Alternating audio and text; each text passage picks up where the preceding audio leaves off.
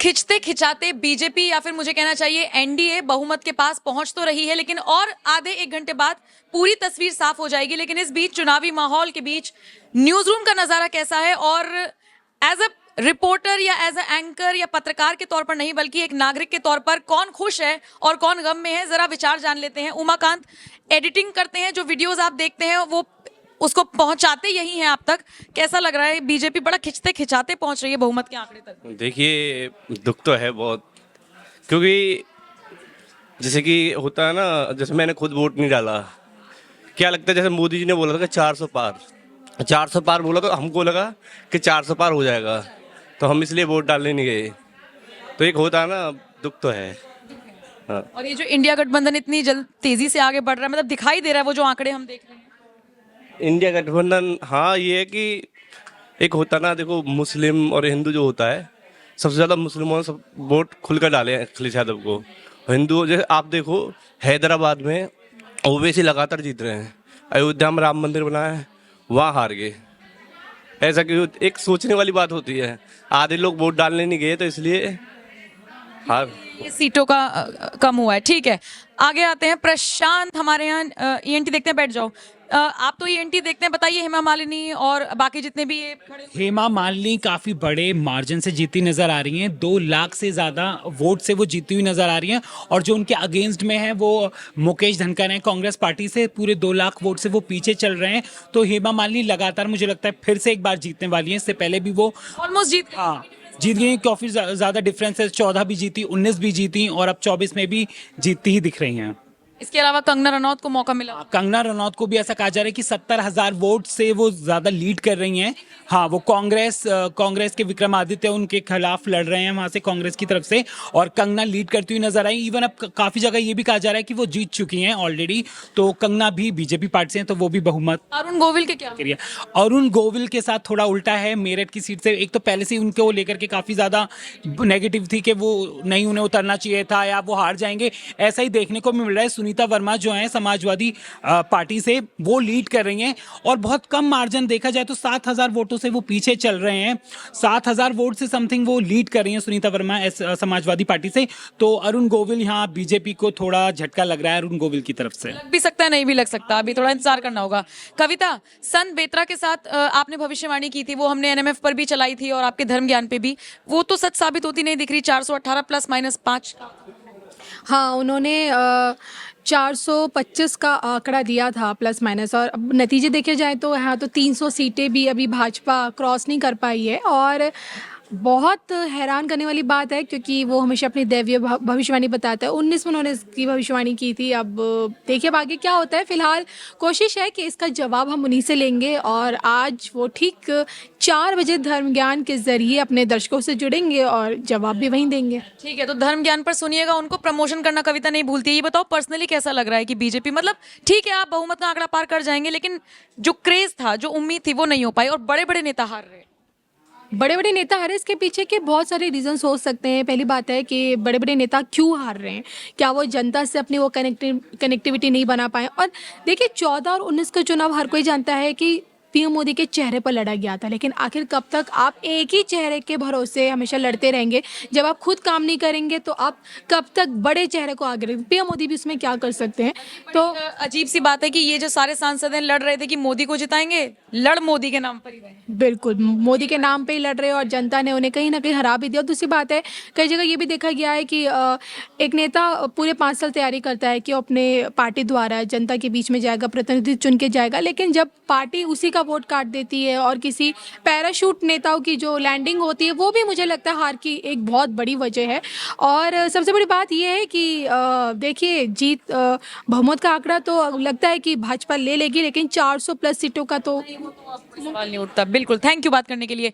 बाकी अब king maker की भूमिका में है जेडीयू यानी नीतीश कुमार और टीडीपी। ये बड़ा एक फैक्टर काम करने वाला है। अनुपम प्रसून, कोई बड़ी खबर है अब तक की और जो पूरे खबरें आ रही है इसको लेकर? देखिए, मैं अभी कैलकुलेशन कर रहा हूँ कि क्या, जो क्योंकि अब इसकी चर्चा चल रही है कि इंडिया गठबंधन की भी सरकार बन सकती है।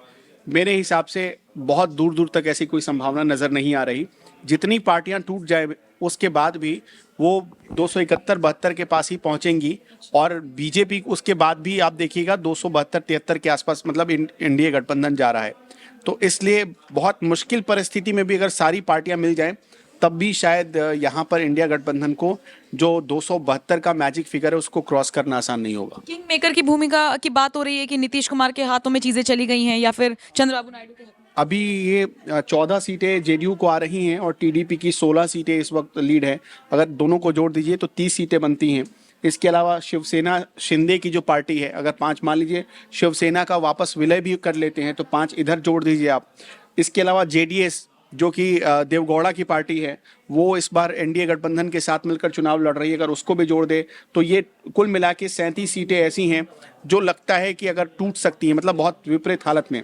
इसमें 5 सीटें और भी जोड़ दीजिए, अगर आप बहुत विषम परिस्थिति में मान लीजिए कि एलजेपी रामविलास यानी चिराग पासवान की पार्टी भी अगर टूट जाए तो ये 42 सीटें होती हैं, और एक सीट मान लीजिए हम के पास है यानी जीतन राम मांझी के पास, अगर वो टूट जाए तो ये 43 सीटें होती हैं।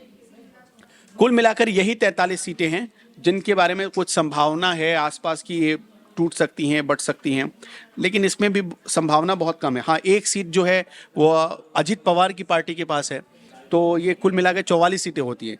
अगर ये इंडिया गठबंधन की सरकार उन परिस्थितियों में जब ये सारे 44 के 44 टूट जाए, और इस वक्त जो हम आंकड़ा देख रहे हैं 230 के आसपास, तो ये 274 के आसपास बनेगा। लेकिन ये आसान नहीं है कि सारी पार्टियां टूट जाएं। हाँ, पवन कल्याण की जनसेना है, उसके पास भी 2 सांसद अभी बनते हुए दिख रहे हैं उसके भी, तो अगर वो जोड़ दे ये टोटल 46 के आसपास आंकड़ा पहुंचता है। तब स्थिति ऐसी बन सकती है कि इंडिया गठबंधन की सरकार बने, लेकिन इसमें बहुत सारी ऐसी पार्टी जैसे कि टीडीपी के जो चीफ हैं चंद्रबाबू नायडू, उनको कन्वीनर बना दिया गया है एनडीए का। अब मुझे बहुत कम संभावना है कि वो टूटे। जनता दल यूनाइटेड के जो चीफ है नीतीश कुमार, वो हालांकि पलटी मार सकते हैं, ऐसी संभावना है, लेकिन वो इतनी जल्दी पलटी मारेंगे इसकी कोई गुंजाइश नहीं है। शिवसेना शिंदे गुट, वो क्योंकि शिंदे खुद मुख्यमंत्री है महाराष्ट्र के, अगर वो पलटी मारते हैं तो उनकी वो सरकार संकट पे आ जाएगी, मुख्यमंत्री की कुर्सी चली जाएगी। और अगर वो विलय करते हैं तो फिर से उन्हें उद्धव ठाकरे का नेतृत्व स्वीकार करना पड़ेगा। वो ऐसा मानेंगे या नहीं मानेंगे, इसमें थोड़ा डाउट है, ये पॉसिबल है नहीं। अगर लोक जनशक्ति पार्टी पलटी मारती है तो जो इनके चाचा थे चिराग पासवान के, पशुपति पारस, वो वापस पावर में आ जाएंगे। नरेंद्र मोदी अब उनके लिए कुछ विचार करेंगे, हालांकि चिराग पासवान खुद को मोदी जी का हनुमान कहते हैं, तो ये भी बहुत कम संभावना है कि ये भी टूटे। और जनसेना जो कि पवन कल्याण की पार्टी है, पवन कल्याण एक बहुत साउथ के बहुत पॉपुलर एक्टर है, उनकी अपनी फैन फॉलोइंग है वहाँ पर, और जिसके दम पर वो चुनाव जीते भी हैं। पवन कल्याण की भी संभावना कम है, क्योंकि अपनी रैली में अब की बार पवन कल्याण बहुत जोश के साथ नारा लगा रहे थे अब की बार 400 पार का। तो मोदी जी से वो मिले भी, तो इसकी बहुत कम संभावना नजर आ रही है। अच्छा, चंद्रबाबू नायडू भी टूट जाए ऐसी संभावना आपको नजर नहीं आती। मैं थोड़ा पीछे आपको ले जाऊंगा, 1 साल पहले जब जूनियर एनटीआर के साथ अमित शाह की मुलाकात हुई थी तो लोगों ने कहा था कि साउथ के राजनीति में कुछ बहुत बड़ा होने वाला है। अमित शाह और जूनियर एनटीआर का कोई कनेक्शन नहीं है, एक फिल्म इंडस्ट्री से हैं, एक राजनीति से हैं। तो अब ये कनेक्शन बना कैसे? तो ये कनेक्शन बनाया जूनियर एनटीआर ने चंद्रबाबू नायडू के साथ, तो टीडीपी का गठबंधन हुआ। और आज आंध्र प्रदेश के विधानसभा के नतीजे भी आ रहे हैं, और आप यकीन मानिए कि करीब 10 साल से नेपथ्य में जो चले गए थे चंद्रबाबू नायडू, उनका उदय वापस हो रहा है उसी रुतबे के साथ। वो चीफ मिनिस्टर 2/3 से भी ज्यादा बड़ा बहुमत है उनके पास। चंद्रबाबू नायडू सरकार बनाने जा रहे हैं, मुख्यमंत्री बनने की रेस में है। तो वहाँ बीजेपी की सीटें भी बढ़ी हैं, हालांकि बीजेपी की भी 14-15 के आसपास सीटें आई हैं वहां पर, लेकिन बीजेपी अगर 7 भी खींच ले तब भी चंद्रबाबू नायडू सेफ है, अपने दम पर आंध्र प्रदेश में सरकार बना देंगे। तो ऐसी हालत में चंद्रबाबू दोनों हाथ में लड्डू है, लेकिन जूनियर एनटीआर का जो कनेक्शन है वो चंद्रबाबू नायडू को कहीं जाने देगा नहीं, ऐसा मुझे लगता है। ठीक है, बहुत बहुत शुक्रिया। आगे आ जाइए। पंकज जी, सुनने में तो आ रहा है नीतीश कुमार को कुछ ऑफर भी हो रहा है। एक पोस्टर है फिर से, नीतीश सबके हैं, ये नीतीश कुमार की तस्वीर के साथ लगा है, नीतीश सबके हैं। नीतीश कुमार के बारे में पिछले 1 घंटे में क्या हुआ मैं बता दूं। सम्राट चौधरी बिहार बीजेपी के प्रदेश अध्यक्ष और डिप्टी सीएम मिलने आए नीतीश के आवास पे। नीतीश उनके आने से ठीक पहले उठ के चले गए। सम्राट चौधरी आए तो बोले खाना खाने गए हैं साहब। उसके बाद बीजेपी के लोग, बहुत सारे लोग फोन मिला रहे हैं, सीएम हाउस से बताया जा रहा है कि साहब अभी आराम कर रहे हैं। हाँ, तो नीतीश सबके हैं। और वो बोलते हैं कब किसके हैं ये वही फैसला करें। हाँ वो सबके हैं, कब किसके हैं वो फैसला करते हैं कि किस वक्त वो किसके साथ है। दूसरी बात चंद्रबाबू नायडू के बारे में, आज अभी अभी खबर आई है टीडीपी की ओर से कि आज शाम तक चंद्रबाबू नायडू अपने समर्थन की चिट्ठी, एनडीए के प्रति समर्थन की चिट्ठी दिल्ली भिजवाने वाले हैं। तो वहाँ से कोई कन्फ्यूज़न नहीं है। कई मीडिया हाउसेज में चल रहा था कि ये जा रहे हैं मिलने, वो जा रहे हैं मिलने। मोदी और अमित शाह जी ने उनसे बात की, उन्होंने कहा कि शाम 5 से 6 बजे के बीच मैं अपने समर्थन की चिट्ठी भिजवा दूंगा, मेरे मन में कोई कन्फ्यूज़न नहीं। तो ये नीतीश और जो दोनों की भूमिका में फ़र्क है। अब अगर चंद्रबाबू नायडू समर्थन वापस नहीं लेते हैं और नीतीश इधर उधर करते भी ऐसे, इसकी संभावना बहुत कम है, क्योंकि उस टाइट सिचुएशन में नीतीश है वो समझ में आ रहा है। लेकिन अभी फिर भी इनकी जो फितरत है इधर उधर कर सकते हैं, लेकिन उसका इंतजाम किया जा रहा है अभी एनडीए की तरफ से। लेकिन बड़ी बात है अगर नीतीश कुमार इस बार टिक गए तो ये पलटू राम वाला टैग हट जाएगा। नहीं हटे उठेगा नहीं, लेकिन हाँ टिक गए तो इज्जत बची रह जाएगी। इसकी नीतीश की इज्जत बचेगी, बीजेपी का क्या है, सरकार जाएगा। नीतीश के बारे में ये कहा जाए कि चलो भाई पलटता था, लेकिन इस बार वफा निभाया। शादी से पहले लड़की कैसी थी नहीं पता, शादी के बाद पति की है। चलिए ठीक है।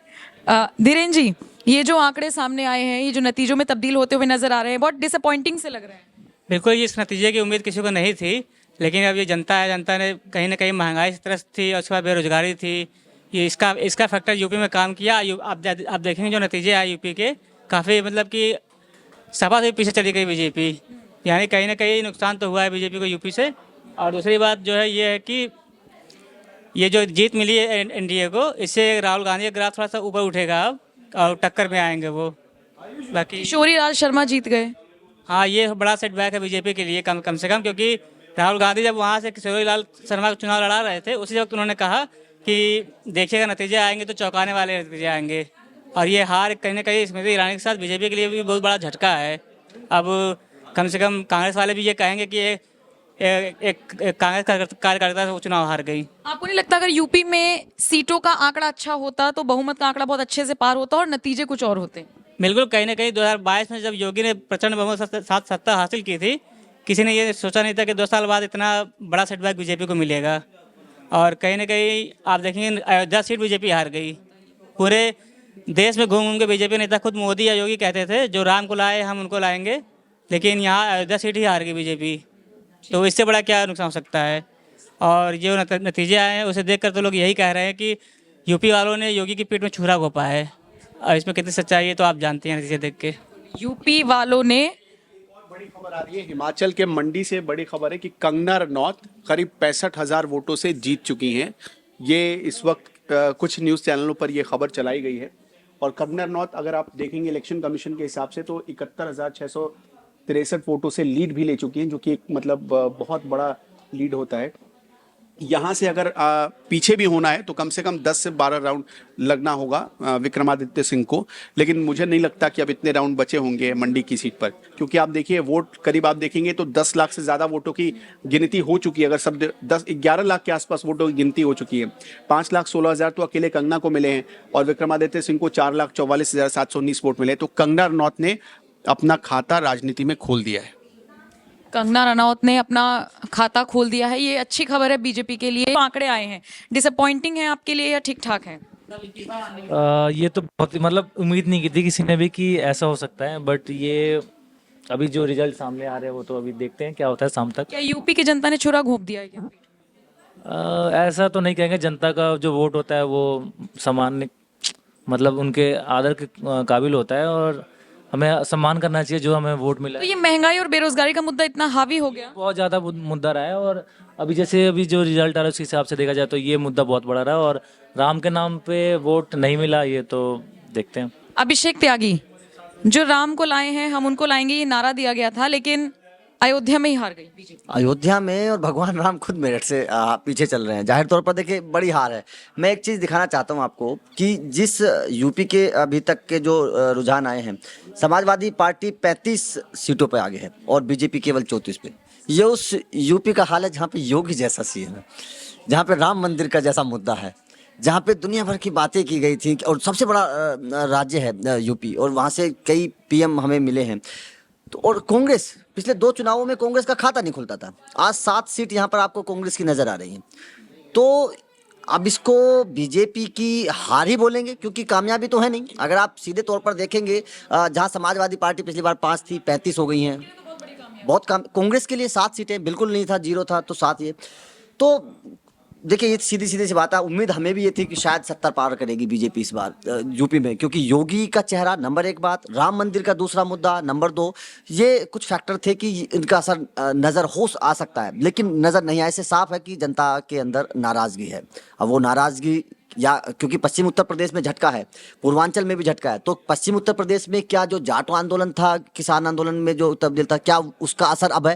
क्योंकि विधानसभा चुनाव में तो वो फैक्टर नजर नहीं आया था। क्या लोकसभा चुनाव में लोगों ने योगी की बजाय मोदी जी को सबक सिखाने की सोचा है पश्चिम उत्तर प्रदेश के लोगों ने? क्योंकि मोस्टली जाट बेल्ट थी जो यहाँ पर किसान आंदोलन में बैठे थे। ये एक बहुत बड़ा फैक्टर हो सकता है, क्योंकि विधानसभा चुनाव में उसका असर देखने को नहीं मिला है। लोगों का ये कहना है, क्योंकि मैं भी गांव देहात से ताल्लुक रखता हूं, किसानों का ये कहना था कि हमारा योगी से कोई मतलब नहीं है, हमें मोदी जी ने नहीं पूछा, केंद्र सरकार ने हमारी नहीं सुनी, 1 साल तक केंद्र सरकार हमें सुनने के लिए ही नहीं आई। तो वो नाराजगी हो सकता है कि अब जब केंद्र के इलेक्शन हुए हैं तो उसमें नाराजगी सामने आई हो। लेकिन नीतीश कुमार की भी चर्चा चल रही है। नीतीश कुमार को लेकर मैं कहना चाहता हूँ कि देखिए, नीतीश कुमार ने ये पेड़ लगाया था, ये जो पेड़ था महागठबंधन का, ये तो आपको पता है नीतीश कुमार ने इसका बीज बोया था। अब बीज बोकर नीतीश कुमार तो निकल गए, अब बीज का पेड़ तो बनना ही था, पेड़ बन गया तो उस पर फल भी आया है, फल आया तो सबके सामने है ही है, अच्छा फल है, मीठा आम लगा है उस पर। अब जिस इंसान ने पेड़ लगाया है वो फल क्यों ना खाए? बिल्कुल खाएगा। मुझे तो लगता है कि नीतीश कुमार जब आम लग गया है और टपकने वाला है तो भाई जरूर खाने के लिए जाएंगे। मुझे तो लगता है कि शायद जो पेड़ नीतीश कुमार ने लगाया है, थोड़ा सा अगर मतलब सही बात बन गई, कुछ अच्छा ऑफर मिल गया तो नीतीश कुमार बिल्कुल नहीं रुकेंगे। जिस पेड़ को लगाया है और वो पेड़ बड़ा हो गया है, बड़ा होने के बाद उस पर फल भी लगता है। आपको लग रहा है पलटी मार? बिल्कुल 100% मुझे लग रहा है, क्योंकि ये पेड़ उन्होंने लगाया है, ये पेड़ उन्होंने ही लगाया है। इकट्ठा किया सबको बातचीत बहुत की, बीजेपी के खिलाफ बातचीत की, मोदी जी के खिलाफ खूब कैंपेनिंग की। अब जब उसका असर हो गया है, वोटों में तब्दील हो चुकी है सब चीज़ें, सीटें मिल गई हैं विपक्ष को, और अब भी अगर नीतीश कुमार उसका फ़ायदा ना उठाएं तो फिर मुझे तो लगता नहीं है कि नीतीश कुमार ऐसा करेंगे। बिल्कुल, और जिस चीज के लिए वो जाने जाते हैं पलटी मारने के लिए, तो एक बार फिर से ये सवाल उठने लाजमी है। बहरहाल डिस्कशन आपको कैसा लगा कमेंट सेक्शन में जरूर बताइएगा, और ये जो आंकड़े आपके सामने हैं, जो हमने आपको दिखाए, बताए, समझाए, उसको लेकर आप क्या कुछ कहेंगे कमेंट सेक्शन में बताइएगा।